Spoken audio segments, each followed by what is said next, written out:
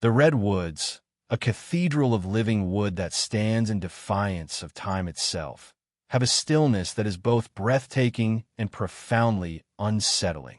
For 6 years, that silence held a secret. It began in the summer of 2020, with two friends whose ambition was as large as the ancient trees they had come to explore. Liam and Chloe, both seasoned hikers in their late 20s, had set out on a multi-day trek through a remote, rarely accessed section of Redwood National Park. Their last known communication was a brief text message to Liam's sister, containing a smiling selfie of the two of them standing beneath a towering tree, their faces a portrait of pure, unadulterated joy. Behind them, the massive, fluted trunk of the redwood seemed to reach for the sky, a silent witness to a moment of perfect happiness. They had a detailed itinerary, a route meticulously planned and shared with their families, a standard procedure for anyone venturing into the deep wilderness. They were due to check in with their families via satellite phone on the evening of the third day. That call never came. For the first few hours, their families clung to the flimsy hope of a dead battery or a missed signal in the dense canopy. But as the hours stretched into a full day of silence, the hope began to curdle into a cold, hard dread. They knew Liam and Chloe were not careless. Their meticulous planning was a testament to their respect for the wilderness. Their failure to check in, their complete and utter silence, was not a mistake. It was a catastrophe. The two of them, so full of life and vitality, had simply vanished into the silent, ancient forest. The disappearance of Liam and Chloe set off an immediate and massive search operation. The park rangers, local law enforcement, and search and rescue teams from across the state descended on the designated search area, a sprawling, daunting expanse of the redwoods. The scale of the operation was immense, a flurry of human activity against a backdrop of natural indifference. Helicopters with infrared cameras crisscrossed the vast canopy, their rotors echoing through the canyons of living wood. On the ground, dozens of searchers, many of them volunteers, pushed through the dense undergrowth, their shouts of Liam, Chloe, swallowed by the profound silence of the forest. The terrain itself was a formidable opponent. The redwoods are not a place of gentle slopes and clear paths. The forest floor is a labyrinth of ferns and decaying logs, a thick, spongy layer of organic matter that absorbs sound. The trees themselves, massive and ancient, create a canopy so thick that it blocks out most light, casting the ground in a perpetual twilight gloom. The searchers were looking for two specific people, but the forest seemed to contain an infinite number of places to hide, a million forgotten hollows and unmarked ravines. The initial phase of the search focused on their planned itinerary, the route they were supposed to follow. But as the days passed with no sign of them, the search parameters were expanded. The searchers began to consider that perhaps they had deviated from the plan, perhaps they had gotten lost, perhaps they had stumbled into a ravine or been injured in a fall. But despite the extensive search, the teams found nothing. No discarded gear, no footprints, no sign of a struggle, no indication of their passage whatsoever. The wilderness seemed to have swallowed them whole, leaving not a single trace. The absence of clues was as baffling as the disappearance itself. Even the most experienced hikers leave some sign of their passage. For two people to vanish without a trace suggested an anomaly, something that defied all standard explanations. The frustration among the searchers mounted, replaced by a grim realization of the odds. The redwoods, for all their beauty, are an unforgiving environment, and as the initial week-long search yielded nothing, the hope of finding them alive began to fade. The massive mobilization was scaled back. The case transitioned from an active rescue operation to a limited, ongoing investigation. The families of Liam and Chloe were left with a profound and agonizing uncertainty. They had not just lost their loved ones. They had lost them to a mystery that defied all logic.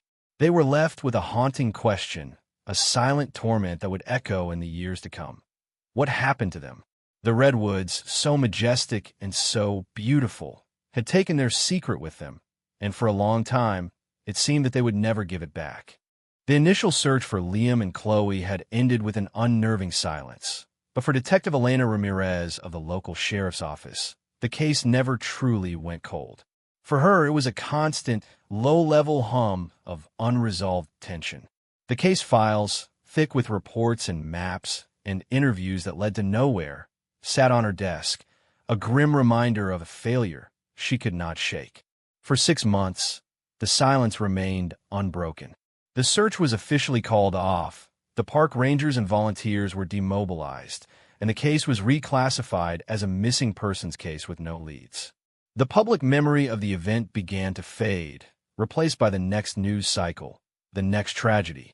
But for the families of Liam and Chloe, the silence was a living, breathing thing. For them, every day was a continuation of that terrible limbo. Chloe's mother, a woman named Sarah, became a tireless advocate for her daughter's case. She organized private searches, funded by donations and her own savings. She spent hours poring over topographical maps of the Redwoods, her finger tracing the contours of the landscape, searching for a sign, a clue, a place where her daughter might have taken shelter. She and her husband even hired experienced wilderness trackers, men who were experts at reading the faintest signs of human passage in the environment, but their efforts were as fruitless as the official search. The trackers returned with grim expressions and no answers. They described a forest that was so wild, so ancient, so indifferent that it seemed to actively resist any attempts to find the missing hikers. The Redwoods, with their dense undergrowth and their treacherous ravines, had simply erased them. Detective Ramirez, in her quiet, persistent way, tried to offer what comfort she could. She listened to Sarah, she looked at the maps with her, and she promised that she would never close the file. But her hands were tied. There was no new evidence, no new witness, no new lead to pursue. The original search had been so exhaustive, so complete, that it was difficult to justify spending more time and resources on a case that had no new direction. The investigators had considered every possible scenario, from a fall into a ravine to a sudden medical emergency. But even in those scenarios, some physical evidence should have been present. A torn piece of clothing, a dropped backpack, a scuffed rock. The complete absence of any trace was the most baffling and frustrating aspect of the case. They had even considered a third-party involvement, an abduction. But in a wilderness as vast and as remote as the Redwoods, an abduction was an incredibly complex and difficult crime to commit without leaving any sign of a struggle. The lack of any evidence for a third party made that theory seem highly unlikely. The case, once a flurry of activity and frantic hope, had settled into a state of painful, prolonged limbo. The Redwoods kept their secret, and the people who loved Liam and Chloe were left to contend with the vast, aching emptiness of an unresolved mystery. The years that followed were marked by the passage of time, the fading of memories, and the hardening of a wound that would never fully heal. The case of the missing hikers of the Redwoods became a local legend, a cautionary tale told around campfires, a grim reminder of the power of the wilderness. For 6 years, the Redwoods held their silence, and for 6 years, the families of Liam and Chloe held onto the faint, flickering flame of hope that one day, somehow, the forest would finally give up its dead. But the hope was a fragile thing, and as the years passed, it began to dim, replaced by the grim realization that perhaps the Redwoods would never speak again. The passing of 6 years is a long and unforgiving measure of time. For the families of Liam and Chloe, those 6 years had been a slow, agonizing descent into a grim new reality. The initial, frantic hope had given way to a weary, persistent sadness. The case of the missing hikers was now a forgotten footnote in the annals of local history, a grim, cautionary tale. The Redwoods, for their part, had moved on, the forest floor renewing itself with each passing season. New layers of pine needles, ferns, and decaying leaves covered the trails, burying the memories and the mystery deep within the earth. But while the case had been forgotten by most, it was about to be reignited by a bizarre and unexpected discovery. The revelation would not come from a dedicated search team or a police investigation, but from two unrelated hikers on a casual trek. In the summer of 2026, 6 years after the disappearance, a new generation of adventurers had come to the Redwoods. A young couple, avid photographers and amateur naturalists, were exploring a remote, off-trail section of the park, an area so inaccessible that it had been outside the original search grid. They were looking for unique rock formations and rare species of lichen, and they had ventured far from the established paths, deep into the heart of the ancient forest. The redwoods, in this section, were particularly dense, the canopy so thick that the ground was almost perpetually dark. The air was cool and humid, thick with the smell of wet earth and decaying wood. As they moved through a small, moss-covered gully, they came across a massive, fallen redwood log, an ancient giant that had finally succumbed to gravity, its immense trunk half buried in the earth. The log had been there for a very long time, its surface covered in a thick layer of moss and fungi. It was a natural, beautiful scene, a testament to the cycles of life and death in the forest. But as they got closer, the woman, a naturalist named Maya, noticed something that was deeply, profoundly wrong. Sprouting from a small, hollowed-out section of the fallen log was a strange fungus, but it was unlike anything she had ever seen. The fungus was a network of glowing, ethereal mycelium, a delicate, almost otherworldly web of light that seemed to pulse with a faint, internal energy. It was a bioluminescent species, but its growth pattern was what was so unnatural. The mycelium had formed a network of intricate, almost deliberate-looking lines, a geometric pattern that was completely out of place in the organic chaos of the forest floor. It was a vibrant, otherworldly green, and it seemed to grow with an impossible speed, its delicate tendrils expanding and contracting in a rhythmic, organic dance. The sight was so bizarre, so completely alien to the natural world, that they knew they had stumbled upon something significant. They took several photographs, their cameras capturing the bizarre, glowing light of the fungus against the perpetual gloom of the forest. They decided to report their discovery, thinking they had found a new, undocumented species. The report, along with the photographs, eventually made its way to the desk of Detective Elena Ramirez. She was a veteran detective now, her face etched with the weariness of a decade spent solving crimes. But when she looked at the photographs of the glowing fungus, a cold, hard jolt of professional curiosity coursed through her. The fungus, with its strange, unnatural growth patterns and its faint, pulsing light, was a profound anomaly. It did not fit into the natural world, and that alone made it suspicious. She remembered the case of the missing hikers, the file that still sat on her desk, a ghost of a mystery that had never been solved. She knew, instinctively, that this strange fungus was connected to the case. It was an improbable, bizarre, and completely unprecedented lead, but it was a lead nonetheless. The cold case, which had been buried for 6 years, was about to be reopened, not by new testimony or a deathbed confession, but by a strange, otherworldly fungus that was growing from the heart of the redwoods. The forest, it seemed, was finally ready to give up its secret, but in a way that defied all logical explanation. The discovery of the strange, bioluminescent fungus in a remote section of the redwoods was the one piece of evidence Detective Elena Ramirez had been waiting for 6 years. The photographs sent to her by the hikers were too strange, too otherworldly, to be ignored. The case, long dormant, was suddenly active again. A small, specialized team, led by Ramirez, was immediately dispatched to the location. The team included a forensic botanist, a park ranger, and 2 experienced search and rescue specialists.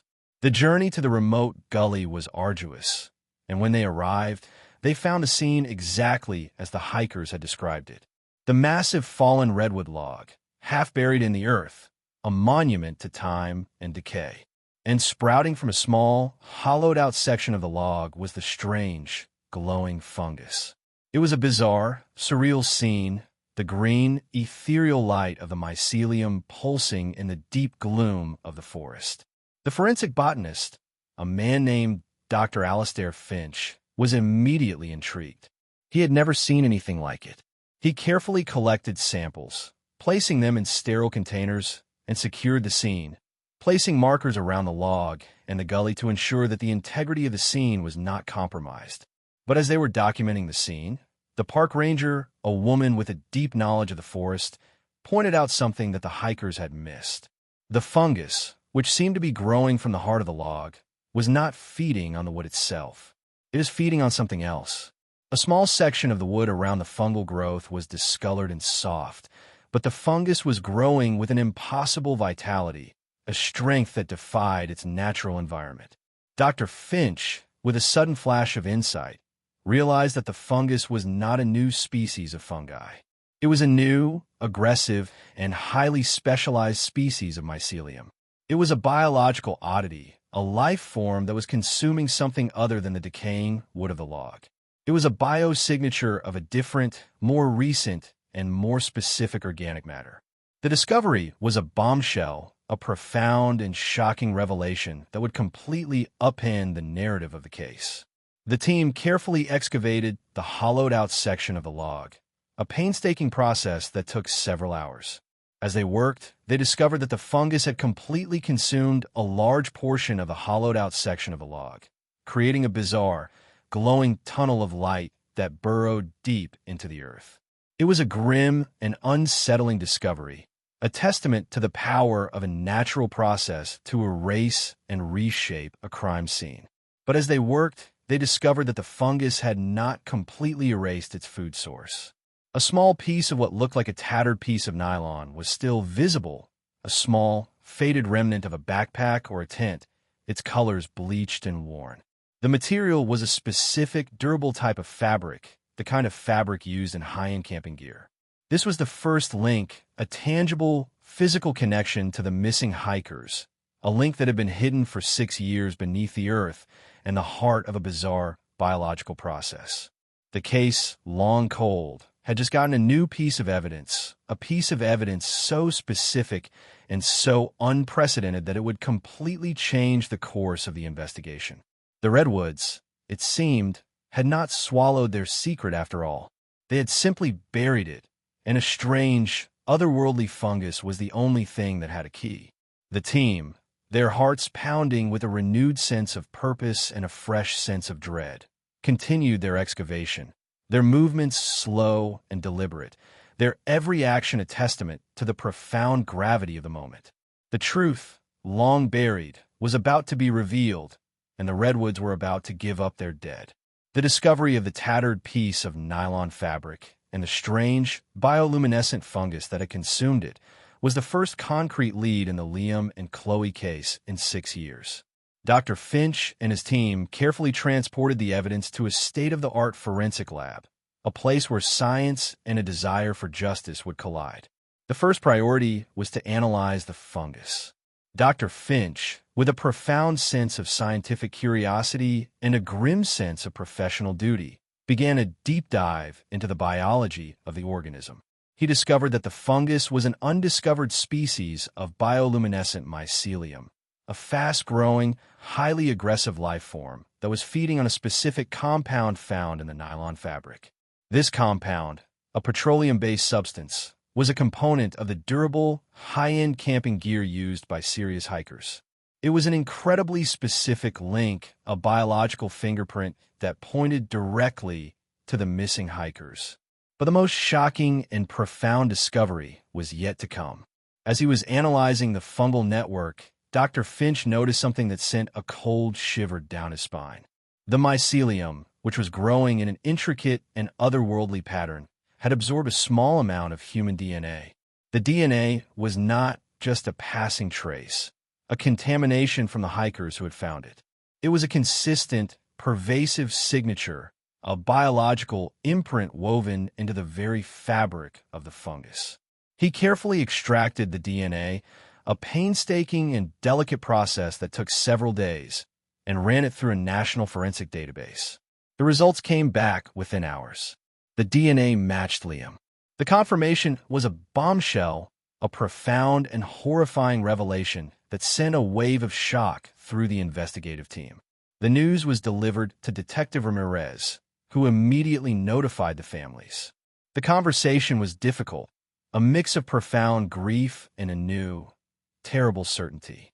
Their long-held hope of finding Liam and Chloe alive was now gone, replaced by the grim reality of a cold, biological truth. The case had transitioned from a missing persons case to a homicide case, and the Redwoods, it seemed, had finally given up their dead. But the discovery of the DNA was not the only thing that the fungus had revealed. Dr. Finch, in his meticulous and professional way, began to study the growth pattern of the mycelium. The network of glowing tendrils, which at first it seemed like a random and chaotic biological process, was actually a map. The fungus, in its aggressive and pervasive growth, had consumed its food source and had then grown outwards in a branching pattern, its tendrils extending from the point of origin, its light a grim and haunting biological record of their final moments. The discovery was a scientific breakthrough, a profound and shocking new way to investigate a crime scene. The fungus, which had at first seemed like a bizarre, biological anomaly, was actually a map, a light in the darkness that would finally lead the investigators to their final resting place. The team, their hearts heavy with grief and a grim determination, returned to the site of the discovery, their movements now guided by the grim, glowing light of the fungal trail. The Redwoods, which had held their secret for so long, were finally ready to give it up, and the truth, long buried, was about to be revealed. The fungal trail, a grim and horrifying map of a final journey, had given the investigators a direction, a purpose, and a new sense of urgency. The discovery of Liam's DNA in the mycelium had confirmed the worst of their fears. Now, with the grim reality of a homicide case, they had a new mission: to find Chloe's body and to bring a measure of closure to the families. The team, led by Detective Ramirez, returned to the hollowed-out log, their movements now guided by the grim, glowing light of the fungal network. Dr. Finch, with a grim determination, began to analyze the growth pattern of the mycelium, his every movement a testament to the profound gravity of the moment. He noticed that the fungal network, which was growing outwards from the hollowed-out section of the log, split into two distinct branches. One branch, the one that had been analyzed and confirmed to contain Liam's DNA, led outwards, a branching, ethereal light in the darkness. The other branch, a smaller, more delicate tendril, led inwards, burrowing deep into the earth. The discovery was a powerful and shocking new piece of evidence, a grim and horrifying map of the final journey of the two hikers. The team, their hearts heavy with grief and a new sense of grim resolve, began to follow the fungal trail. They moved slowly, their movements deliberate and precise, their eyes fixed on the glowing light of the mycelium. The trail led them away from the hollowed-out log, down into a small, rocky gully, a place that was so remote and so inaccessible that it had been outside the original search grid. The gully was a maze of sharp rocks and dense undergrowth, a place that seemed to actively resist any attempts at human passage. But the fungal trail was a light in the darkness, a grim and horrifying map of a final journey. It led them to a small, moss-covered crevice, a place that was so remote and so inaccessible that it seemed to be a part of the earth itself. As they moved closer, they noticed that the air was cool and humid, and the ground was soft and spongy with a thick layer of moss and decaying leaves. The fungal trail, which had been a light in the darkness, ended abruptly at the mouth of the crevice, a glowing, ethereal monument to a tragedy that had been buried for 6 years. The team, their hearts pounding with a mixture of dread and a grim determination, began a careful, methodical excavation of the crevice. It was a painstaking process, a slow and deliberate act of digging and sifting through the earth. As they worked, they discovered that the ground was soft and spongy, a testament to the years of decay and decomposition. And then a moment of profound and agonizing truth. A searcher, digging with a small, handheld trowel, uncovered something that sent a cold shiver down their spine. It was a small piece of a bone, a fragment of a human skull, a grim and horrifying testament to a life that had been so cruelly taken. The discovery was a powerful and agonizing moment of closure, a grim and horrifying testament to a family's loss. The remains were carefully excavated, a process that took several hours. As they worked, they discovered that the remains were a grim and horrifying testament to a tragedy that had been buried for 6 years.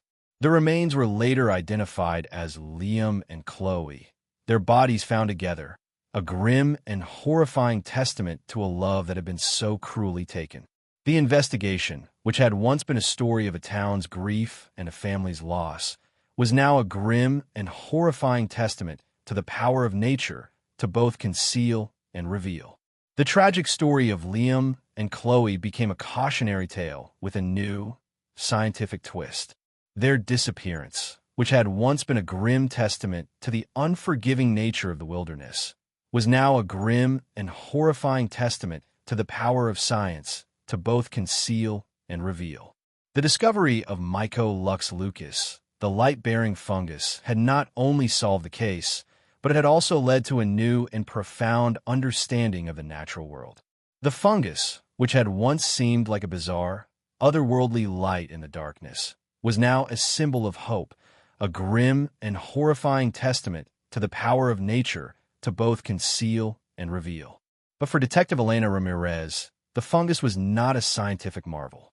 It was a tool, a grim and horrifying key that had finally unlocked the door to a 6-year-old mystery. The discovery of Mycolux lucus had not only solved the case of Liam and Chloe, but it had also changed the way cold cases would be investigated in the future. The fungus, which had once seemed like a bizarre, otherworldly light in the darkness, was now a symbol of hope, a grim and horrifying testament to the power of nature to both conceal and reveal. But for the families of Liam and Chloe, the fungus was a symbol of a different kind. It was a symbol of a final, agonizing truth. The pain of losing their loved ones was still raw, but the long, agonizing uncertainty of their fate was finally at an end. The funeral was held in a small, quiet church in the town, a place that had once been a symbol of a community's grief and a family's loss. Now it was a place of a final, agonizing closure. The Redwoods, which had been so silent for so long, had finally spoken, but in a way that defied all logical explanation. The case was closed, and the community was left with a profound and somber sense of closure. The Redwoods, with their ancient, silent beauty, had taken their secret with them, and a strange, otherworldly fungus was the only thing that had a key. The mystery of the missing hikers of the Redwoods was finally at an end, but the memory of their lives and the strange, otherworldly fungus that had been their final witness would live on forever. The final chapter of the story was not written in a police report or a newspaper article, but in the heart of a grieving family and in the profound and magnificent silence of the ancient Redwoods.